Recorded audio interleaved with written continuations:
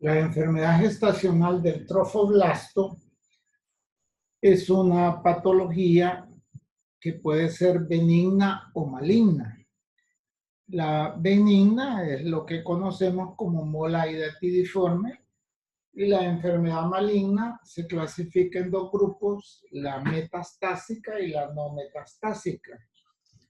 La no metastásica, a su vez, pueden ser varias patologías, no es solo una. Entre ellas tenemos la mola invasiva, el coriocarcinoma y el carcinoma que se desarrolla en el sitio de implantación de la placenta y que puede presentarse después de un embarazo normal. La metastásica es la enfermedad que ya se ha salido del útero y se puede encontrar en los pulmones y se considera de bajo riesgo, pero cuando hay metástasis al hígado, al cerebro, ya se considera de alto riesgo. Vamos a empezar revisando la enfermedad benigna, que es la mola hidatidiforme. Esta es una patología que se conoce desde los tiempos de Hipócrates, pero hasta recientemente, podemos decir en el siglo XX, fue cuando se empezó a estudiar de manera más científica. Se demostró, en primer lugar, la asociación de la gonadotropina coriónica con el embarazo y luego, eh, con el avance de la tecnología, con la introducción de la ultrasonografía, se pudo diferenciar que habían dos tipos de mola eh, y todos los hallazgos característicos que vamos a discutir más adelante. De ahí pues que la mola puede ser de dos tipos, completa y parcial. La mola parcial es aquella en la cual se puede distinguir un embrión eh, por ultrasonido, y la completa es en la cual no se ve ningún embrión. Aquí ven ustedes también que el desarrollo de cáncer o colcarcinoma se asocia más a la mola completa. La que nosotros vemos más comúnmente es la mola completa. Entonces la que nosotros vemos es la que se asocia más a malignidad, en un 6 a un 32%. Aquí en esta tabla ven otras características, por ejemplo, el cariotipo es diferente el de la mola parcial y el de la mola completa. Aparentemente la mola completa tiene un cariotipo normal que puede corresponder a un varón o a una hembra, y la mola parcial pues tiene un cariotipo triploide, o sea, es completamente anormal. La gonadotropina coriónica, los niveles que presentan las molas son mucho más altos. También se ha visto en algunos casos la presencia de preeclampsia grave en el primer trimestre, y esta es más frecuente con la mola parcial. Por eso es que nosotros casi no la vemos, porque como la más común es la mola completa. Ya habíamos hablado de la presencia de embrión en la mola parcial y otras características que tal vez no son tan importantes. Vamos a hablar ahorita del el factor de riesgo que hace que una mujer tenga mola y otra no. Eh, lo, Actualmente no se sabe la causa, no se ha logrado encontrar ningún factor infeccioso, alguna bacteria o algún virus, etc. Pero sí se ve que esta patología se ve en las mujeres de clase económica baja, es decir, gente pobre, y en los países más pobres. Además, tiene que ver con la edad. Se ve más en las mujeres mayores de 40 años, aunque también está un poquito aumentado en las mujeres menores de 20 años.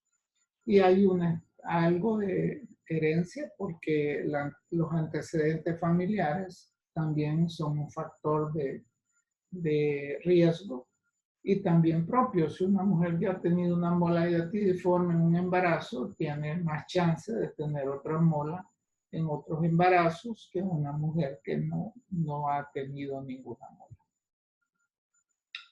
Aquí vemos en cuanto a los países ricos tienen menos mola, los países pobres tienen más mola. En el caso de nosotros, estos son registros hospitalarios y se ha visto que 1 de cada 245 embarazos son mola. En los países ricos la frecuencia pues, es mucho más baja. En cuanto a la edad, aquí decíamos que las mujeres menores de 20 años, ahí está un poquito aumentado el riesgo, pero sobre todo en las mujeres mayores de 40 años. Y entre más edad, la probabilidad de que el embarazo sea una mola es mayor. En esta gráfica se ve mejor cómo a partir de los 40 años sube exageradamente la posibilidad de mola. ¿Cómo se desarrolla una mola completa? Hay dos mecanismos, solo como información, pero no.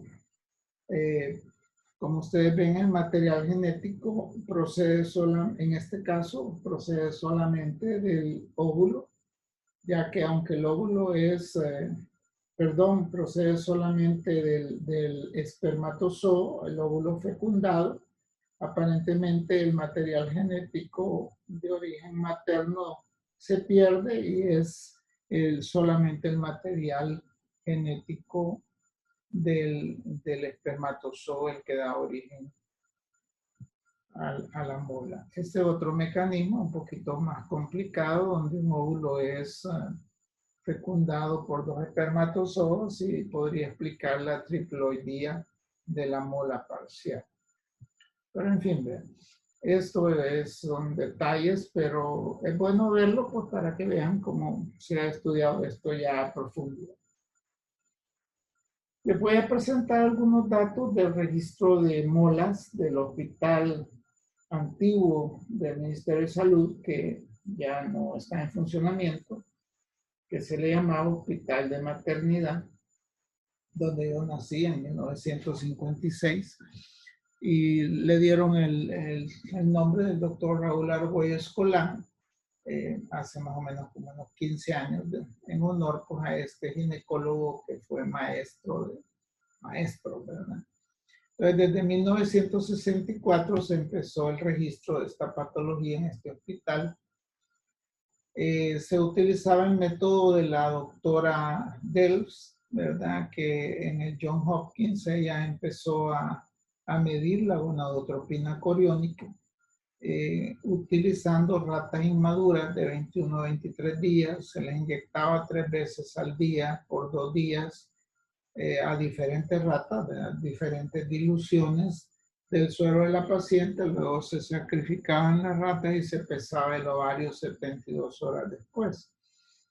Entonces, la medición de la gonadotropina coriónica era en gramos, porque lo que se pesaba era el ovario de las ratas. Esta es una parte de la tabla, como la cantidad en gramos corresponde a las unidades internacionales de gonadotropina coriónica. Ahora este método ya no se usa, hoy lo que usamos es el radioinmunoensayo, pero de ahí vienen las unidades. Las unidades que se utilizan actualmente son las miliunidades internacionales por mililitro. Y aquí está pues la conversión del otro tipo de medida de peso con las miliunidades. Ahora lo que nos interesa es que los niveles, vean. Los niveles normales de gonadotropina coriónica en la mujer no embarazada son de 0.5 miliunidades internacionales por mililitro. Los laboratorios, algunos no logran medir cantidades tan pequeñas y en general logran medir hasta 2 miliunidades por mililitro. Es decir, que si les dicen que el reporte de 2.000 unidades, pues está normal, ¿verdad? Pero no es porque sea eso, sino que el laboratorio a veces no puede medir menos de 2. Pero el valor normal es de 0.5 miliunidades por mililitro. En este registro vemos que 1.221 pacientes hasta el año 85, el doctor Tovar hizo este resumen. Vemos que la distribución por edad no corresponde a lo que hablamos al principio, porque aquí ven ustedes que las mujeres de más de 40 años solamente tienen el 6%, ¿verdad? Entonces, lo que sucede es que este es un registro hospitalario, no es un registro de la población, ¿verdad? Por eso es que no concuerda con los datos que vimos al principio. También vemos la paridad, que realmente la mayor parte de las mujeres solamente tenía un hijo, 33%. Las grandes multíparas, pues 31%, pero había mujeres que tenían solo 2 o solo 3 hijos, ¿ve? Entonces eso como que no tiene mucho que ver. Esta es otra tabla en la cual también se vuelve a comparar la mola parcial con la mola completa. Y aquí vemos en cuanto a la clínica el tamaño uterino de la mola completa en el 50% de las veces es más grande que el que se espera para la edad gestacional. En cambio, en la mola parcial generalmente es más pequeño de lo que se espera para la edad gestacional. Entonces, la mola parcial es la que se confunde con el aborto, ¿verdad? Porque incluso puede haber embrión y no se diagnostica. También se presenta la mola completa con mayor frecuencia con quistes tecaluteínicos. Al ultrasonido vamos a ver en ambos ovarios masas anexiales, ¿verdad? O sea que eso es bastante, se ve con cierta frecuencia. Las complicaciones médicas se ven más en la mola completa con la mola parcial. Gracias a Dios, es menos del 25%. Y el coriocarcinoma, después de la evacuación, la enfermedad maligna, se ve más en la mola completa que en la mola parcial. ¿Cómo se presenta la mola hidatidforme? Pueden haber varios cuadros.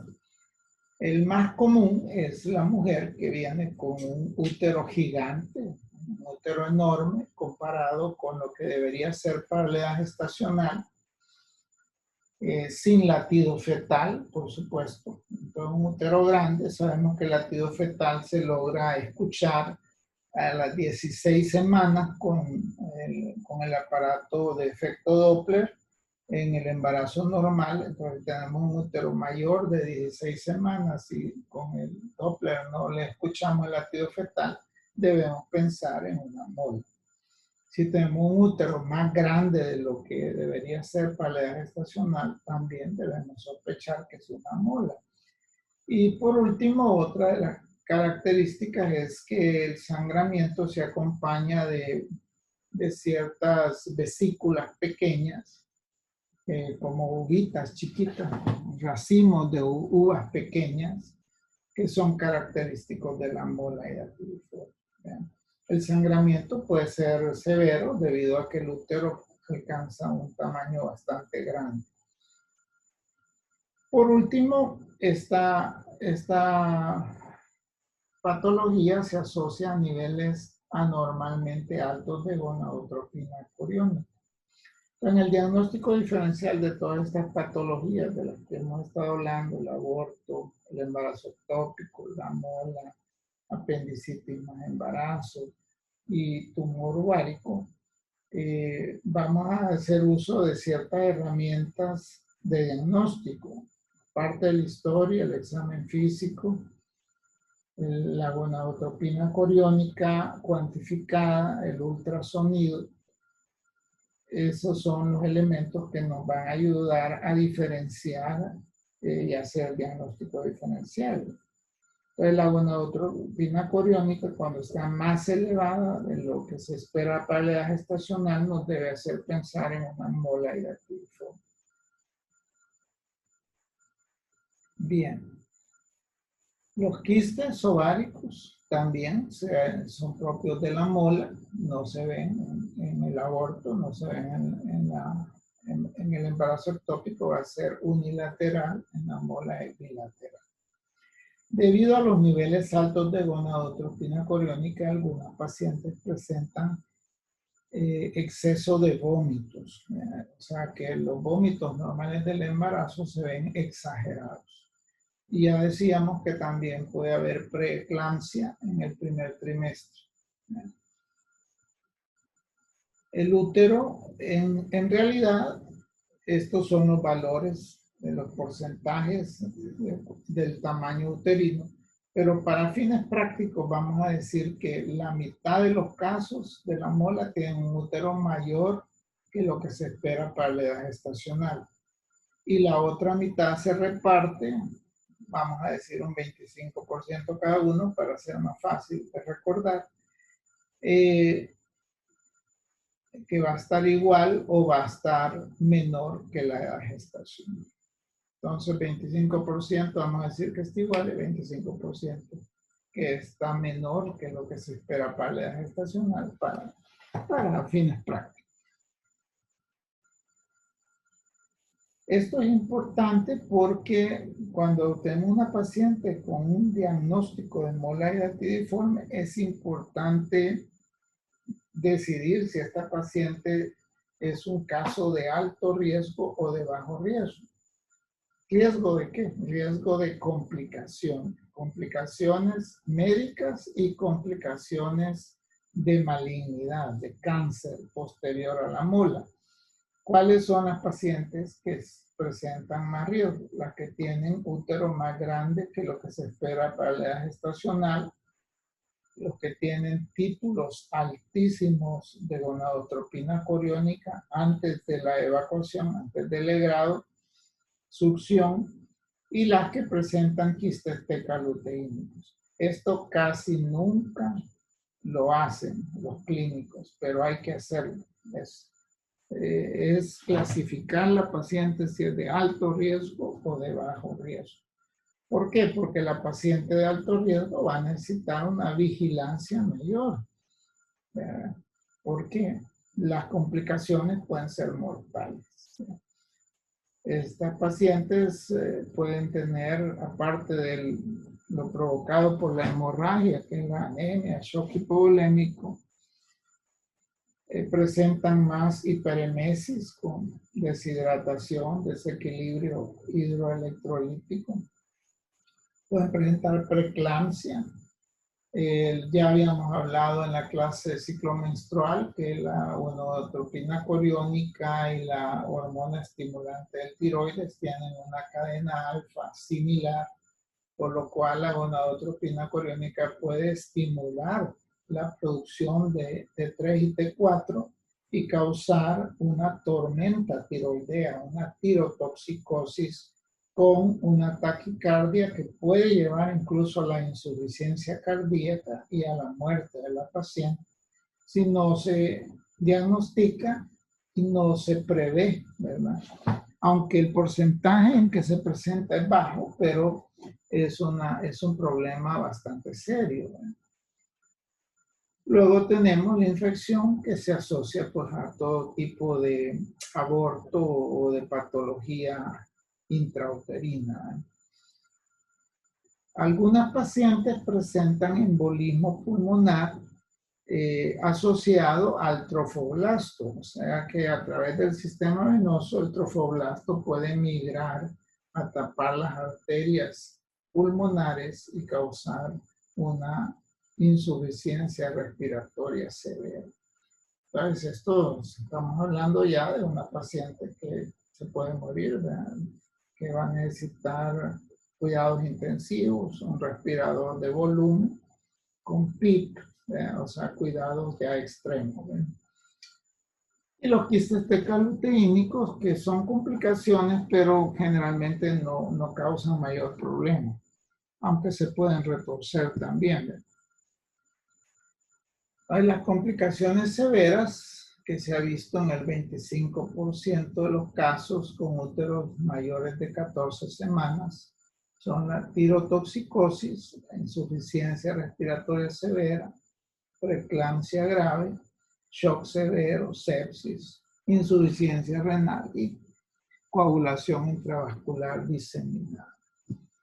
Es una patología que puede llevar a la muerte fácilmente a una paciente. Afortunadamente, las complicaciones graves, como ven ustedes en el registro del hospital de maternidad, no son tan frecuentes, es un porcentaje bajo. Ahí en esas 1.221 pacientes hubo el 3% con insuficiencia cardíaca congestiva, 5% con edema pulmonar, 18% con preeclampsia. Bien. ¿Qué vamos a hacer como evaluación antes de la succión, antes de llevar a la paciente a sala de operaciones? Es necesario hacer un estudio. Estas son las pruebas de laboratorio y de gabinete que se le deben hacer. Entonces, el diagnóstico más fácil es por medio de ultrasonido, que tiene un patrón característico de tormenta de nieve, que no se ve cuando el embarazo es temprano. O sea, se empieza a ver hasta las 10 semanas. Antes de las 10 semanas no lo van a ver, ¿no? Entonces, vamos a poner como término las 10 semanas. Entonces, de las 10 semanas en adelante se ve. Antes de las 10 semanas no se ve. Antes, que no teníamos ultrasonido, lo que hacíamos era inyectarle al útero Conray y le tomábamos una radiografía simple de abdomen y dibujaba un patrón que simulaba un panal de abejas. Y esto se hacía en úteros grandes, mayores de 12 semanas. Pero este es el perfil de exámenes que tenemos que indicar. Y por supuesto, si tiene elevadas las hormonas tiroideas, vamos a tener que usar beta bloqueadores para controlar el latido cardíaco, que no haya una taquicardia excesiva. La evacuación, esto es bien importante. Entonces, esta paciente no se puede evacuar en cualquier lado. Ya dijimos que tiene úteros grandes, generalmente va a necesitar transfusión o por lo menos un suero adecuado. El legrado no es un legrado fácil, ¿verdad? Se tiene que adaptar a una cánula, a un equipo de succión que se usa en sala de operaciones y usar oxitocina para provocar la contracción rápida del útero en dosis altísimas, ¿verdad? 25 unidades por litro a chorro, porque el útero en esta etapa del embarazo no es muy sensible a la oxitocina. Y en algunos casos es mejor hacer la histerectomía con la mola in situ, ¿verdad? O sea, esos son los diferentes métodos. Y en algunos casos también, antes de la evacuación se le aplica quimioterapia para prevenir la enfermedad maligna. Esto se hace en mujeres que van a ser de difícil seguimiento. Cuando una persona vive muy lejos o va de viaje, etcétera, ¿verdad? Entonces se utiliza la quimioterapia profiláctica antes de la evacuación. El centro o el hospital donde se va a tratar estas enfermedades no es cualquier lugar, ¿no? Tiene que tener por lo menos una unidad de cuidado intensivo, porque ya dijimos que estos pacientes pueden presentar problemas graves, ¿ya? Que requieren un cuidado especial. Tiene que haber sangre, ya dijimos que el sangramiento es bastante grande y la paciente pasa a sala de operaciones con 2 venas tomadas, si es posible, pasándole sangre ya de una sola vez. Cuando ustedes ordenen sangre, nunca ordenen menos de 2 unidades de sangre. Poner una unidad no hace nada, no sirve de nada. Y un adecuado servicio de anestesia. A estas mujeres no se les va a hacer un legrado de succión con pseudoanalgesia, sino que va a ser una intubación y una anestesia general y con todos los cuidados, con sangre pasante y por personal experimentado. Es una evacuación que no se va a hacer a las 10 de la noche, a las 2 de la madrugada. Se va a hacer en el día, en la mañana, cuando el hospital tiene a todos los especialistas que puedan estar a la mano para dar apoyo en caso de que la situación se complique. El legrado de succión se hace una vez que se ha terminado la evaluación, se ha previsto la tirotoxicosis, sangre presente y la paciente estable. Con anestesia general se utiliza, como les decía, una cánula con un aparato de succión. Más que legrado es succión, no es raspar. ¿Ve? Una vez el útero se redujo de tamaño, se puede intentar limpiarlo un poquito más con la cureta más grande. ¿Ve? No se usan las curetas pequeñitas que se usan en los abortos incompletos. ¿Ve? El equipo de AMEU generalmente no sirve para esto. ¿No? Y lo ideal es que cuando se está haciendo la evacuación, se esté viendo la cavidad intrauterina por medio del ultrasonido. Como ven, pues se necesita la participación del ultrasonografista en sala de operaciones. Esto va a ayudar a que no perforemos el útero y también para asegurarnos que el útero quede completamente vacío. Y oxitocina, que la vamos a usar varias horas, no solamente en el momento de la evacuación. Y no olvidemos, si la paciente es RH negativa, hay que administrarle la inmunoglobulina anti-D para evitar los problemas de sensibilización que puedan causar abortos o óbitos fetales en embarazos posteriores. Las causas de problemas respiratorios pueden ser varias. Una de ellas es la insuficiencia cardíaca en la tirotoxicosis, la misma anemia, la sobrehidratación, complicaciones de la preeclampsia. O sea que la parte respiratoria es uno de los sitios que puede dar más problemas. Las complicaciones neoplásicas, ya hablamos de las complicaciones médicas, pero las complicaciones neoplásicas. Los quistes del caluteínico son benignos, ¿vean? Puede decir que son neoplasias benignas, ¿vean? Pero eso no necesita cirugía. Ellos desaparecen una vez que se ha hecho la evacuación y los niveles de gonadotropina coriónica se normalizan. En un 20% de las molas hidatidiformes se desarrolla cáncer después. O sea, estamos hablando de la quinta parte, ¿verdad? No es poco. Una de cada 5 pacientes con mola puede desarrollar cáncer. Ahora, el cáncer relacionado con el trofoblasto se puede presentar siempre que hay trofoblasto, y no solo con la mola, se puede presentar después de un aborto, se puede presentar después de un embarazo ectópico, se puede presentar después de un embarazo a término. Entonces, todas las pacientes que han tenido trofoblasto deben ser monitorizadas para ver que la gonadotropina coriónica regrese y se mantenga en los niveles de la mujer no embarazada, lo cual tiene que alcanzarlo más o menos como a las 12 semanas, a los 3 meses después de la evacuación. Errores graves del manejo. ¿Para qué lo señalamos? Para no cometerlo. Uno de ellos es no reconocer qué paciente es de alto riesgo, pensar que todos son de bajo riesgo.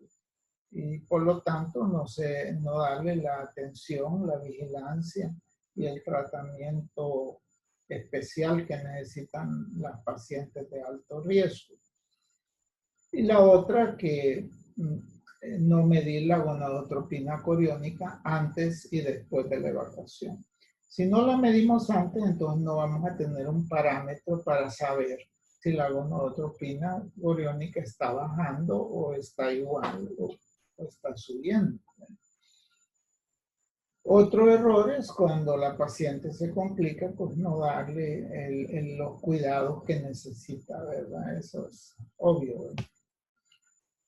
Falta de cuidados especiales, ¿verdad? No diagnosticarlos, darse cuenta que la paciente está complicada demasiado tarde. Y claramente, pues esta paciente puede morir. Esta es la curva de regresión de la gonadotropina coriónica después de la evacuación. Este gráfico nos presenta la media, los percentiles, etcétera, ¿no?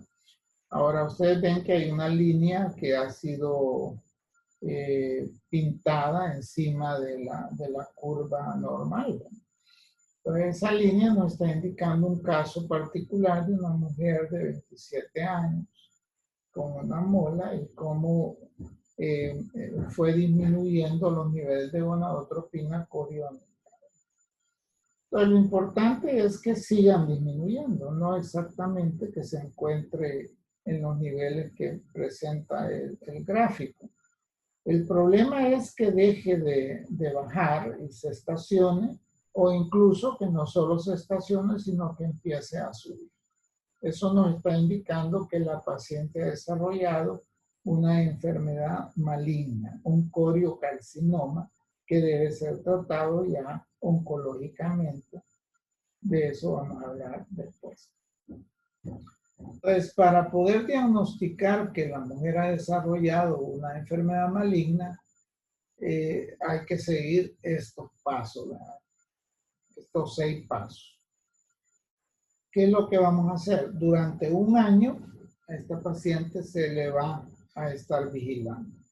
Lo primero es asegurarnos que la evacuación ha sido completa, que no han quedado restos embrionarios ni trofoblasto adentro del útero.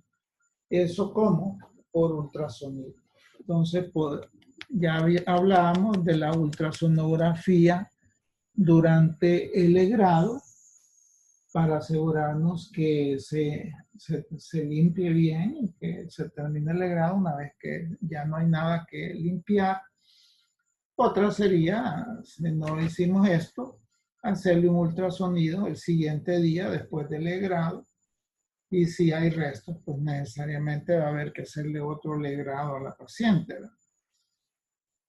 El siguiente punto es la medición de la gonadotropina coriónica, su unidad beta, durante los siguientes 12 meses.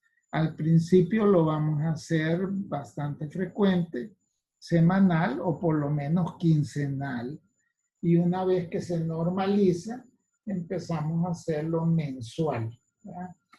Y luego, durante los primeros 6 meses, y luego los siguientes 6 meses podemos hacerlo bimensual hasta cumplir un año posterior a la evacuación.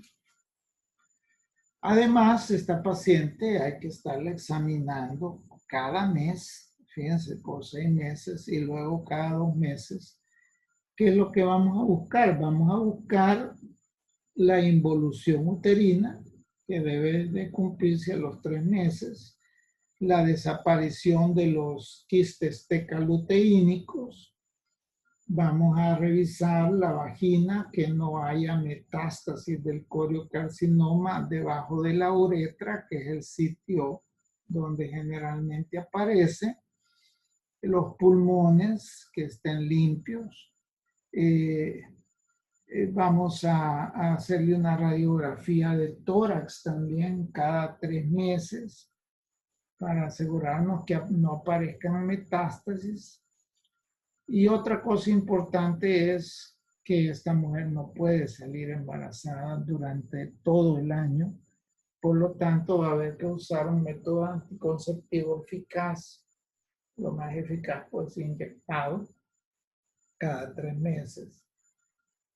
De lo contrario, esta paciente puede salir embarazada y luego empiezan a subir los niveles de gonadotropina coriónica. No vamos a saber si es debido al embarazo o debido al aparecimiento de un coriocarcinoma. Entonces, por eso es importante que no salga embarazada. Y si en alguna de estas evaluaciones encontramos evidencia de cáncer, ¿verdad? Ya sea, como decíamos, estacionamiento de los niveles de gonadotropina coriónica o una subida o un hallazgo, el examen físico, etc. Pues esta paciente debe ser ya tratada por el ginecólogo oncólogo, ¿verdad? Que es el que tiene más experiencia en el manejo de esto.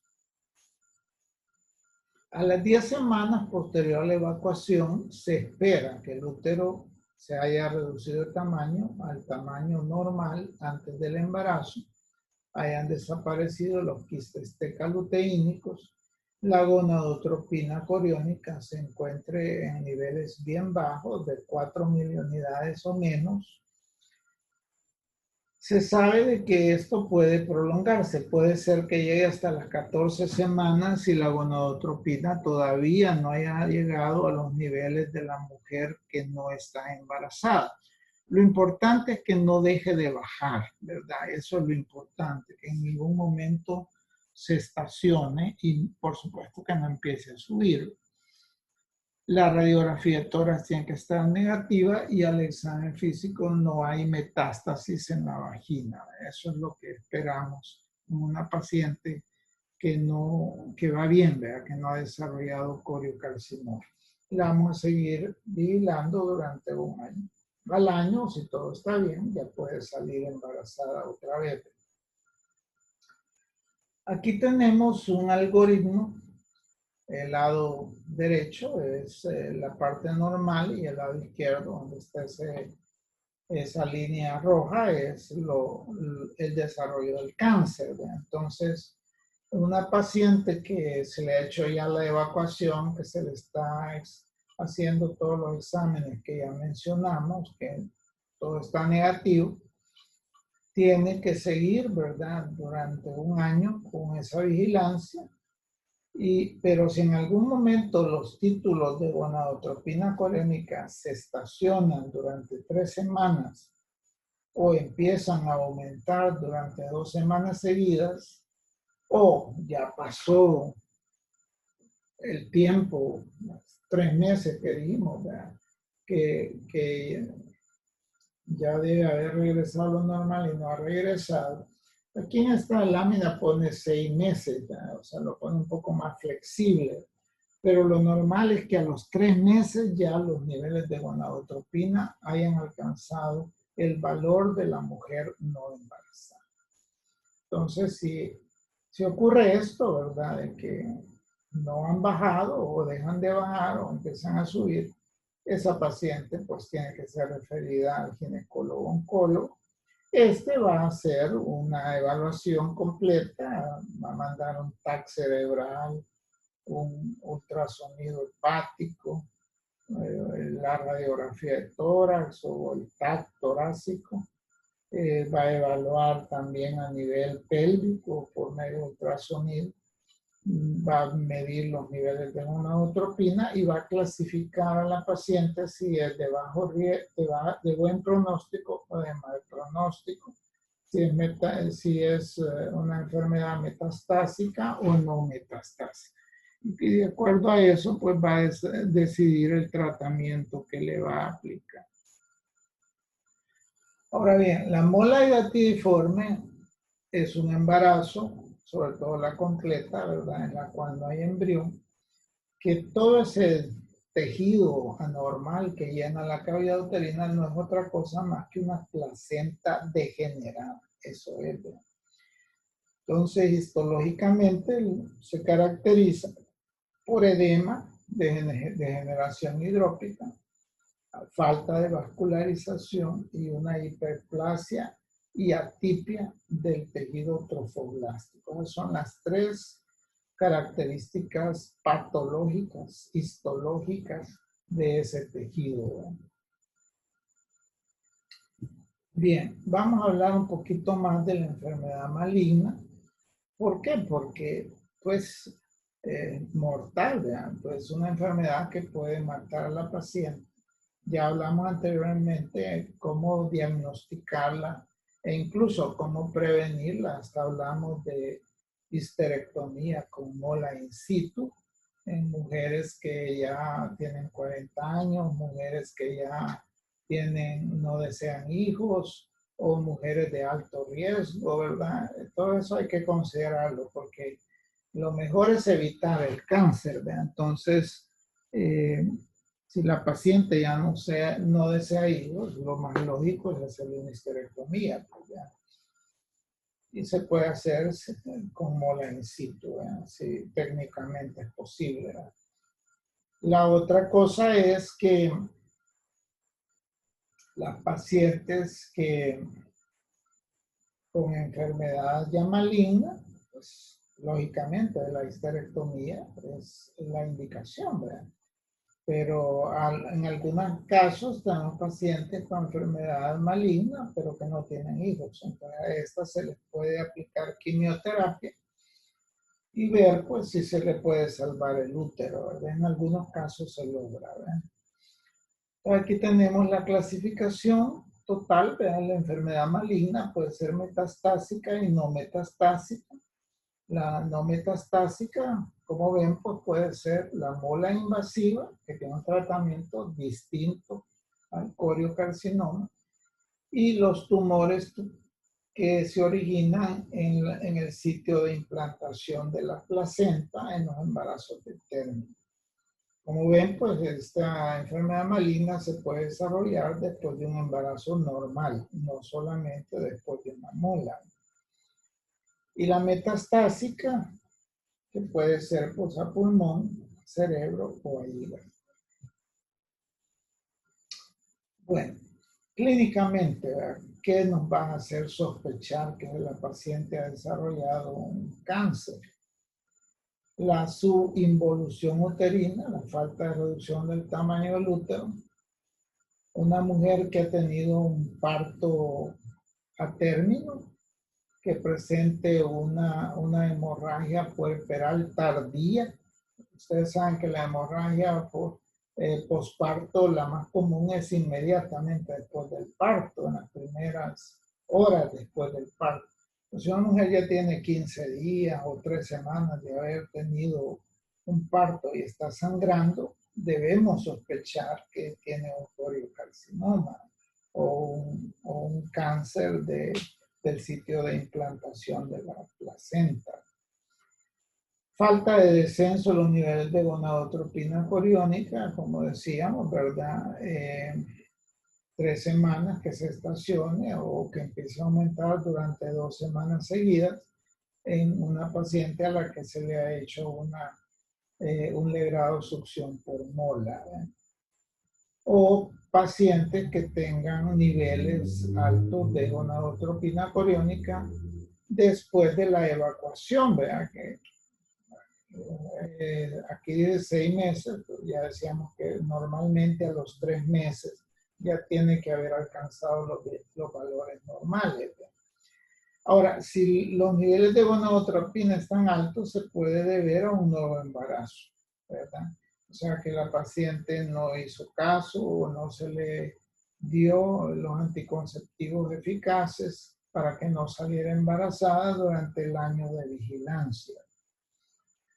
Otra cosa que nos debe hacer pensar en cáncer es cuando tenemos un parto.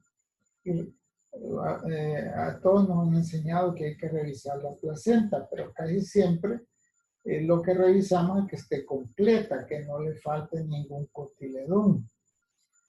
Lo que nos va a hacer sospechar en cáncer es si la placenta tiene un tumor. Si hay una deformidad en los cotiledones, una placenta que no solo tiene tejido normal, ¿verdad? Sino que tiene alguna especie de tumor. Esa placenta no hay que botarla, ¿verdad? Sino que la placenta se manda a patología para que le estudie el patólogo. Bien, Vamos a hablar un poquito de la mola invasiva y del coriocarcinoma, porque son dos patologías diferentes y de tratamiento distinto y el diagnóstico también es distinto, ¿verdad? Estos se pueden presentar con nódulos vaginales hemorrágicos. Cuando ustedes vean una mujer en la edad reproductiva que tiene un tumorcito ahí por la uretra, no se le va a ocurrir tomarle biopsia. Lo que hay que hacer es medirle los niveles de gonadotropina coriónica. Si ustedes lo tocan, va a provocar un sangramiento difícil de controlar. Igual una mujer que en la edad reproductiva presenta tumores pulmonares, o sea, nódulos en forma de monedas en los pulmones, debemos sospechar que puede ser un coriocarcinoma. O pacientes que presenten metástasis hepática o rotura hepática, porque el tumor puede provocar un sangramiento. Pacientes que presenten signos de tumores cerebrales, ¿ya? O sea, signos neurológicos, se debe sospechar que puede ser de origen de un coriocarcinoma. Ya hablábamos un nódulo hemorrágico en la placenta, aún antes del parto, ¿verdad? Si presenta un feto con edema hidrópico, hay que sospechar que se puede tratar de un trofoblasto maligno también, ¿verdad? La presencia, si a una paciente por alguna razón, ¿verdad? Se le repite el grado 2 o 3 semanas después de un aborto o después de un parto y se encuentra que no hay vellosidades, eso nos debe hacer sospechar también el coriocarcinoma. Y lo que ya mencionamos, mujeres en la edad reproductiva que presentan algún tumor metastásico en algún sitio, en los huesos, en los pulmones, en el hígado, en el cerebro, se debe pensar en la posibilidad que sea secundario a un coriocarcinoma. El tratamiento, entonces, el tratamiento, histerectomía es el tratamiento principal para la enfermedad maligna del trofoblasto, que se le va a indicar a las mujeres que ya no desean hijos, las mujeres que se les ha dado tratamiento conservador y que ha fracasado, que la quimioterapia no ha logrado eliminar el tumor, no ha logrado negativizar los niveles de gonadotropina coriónica, entonces pasan a cirugía. Generalmente los medicamentos son monotratamiento, o sea, un tratamiento cuando la enfermedad es de buen pronóstico y cuando la enfermedad es de mal pronóstico, generalmente se utilizan 2 o más medicamentos. Aquí dice alto riesgo, pero mejor vamos a hablar de mal pronóstico. Para no confundirnos, porque antes cuando hablábamos de mola, habíamos dicho que las molas se clasifican en de bajo riesgo y de alto riesgo. Entonces, cuando hablemos de cáncer, mejor vamos a hablar de buen pronóstico y mal pronóstico. Ahora, ¿qué pacientes son entonces las de mal pronóstico? Las de mal pronóstico son las pacientes que tienen metástasis cerebrales, hepáticas, las pacientes que tienen niveles de gonadotropina coriónica arriba de 100.000 miliunidades internacionales por mililitro. También va a ser de mal pronóstico aquellos cánceres que se desarrollan después de un parto término, después de un embarazo término. Van a ser de mal pronóstico aquellos cánceres que se diagnostiquen más de 3 meses después de la evacuación de la mola. Entonces, por eso es importante, ¿verdad? Y decíamos que el diagnóstico debe de ser bastante temprano para que sea una enfermedad de buen pronóstico y que haya más probabilidades de buenos resultados. Bueno, muchas gracias. Ojalá que hayan entendido todo lo que hemos hablado, ¿verdad? Y estamos dispuestos a aclarar cualquier duda que tengan.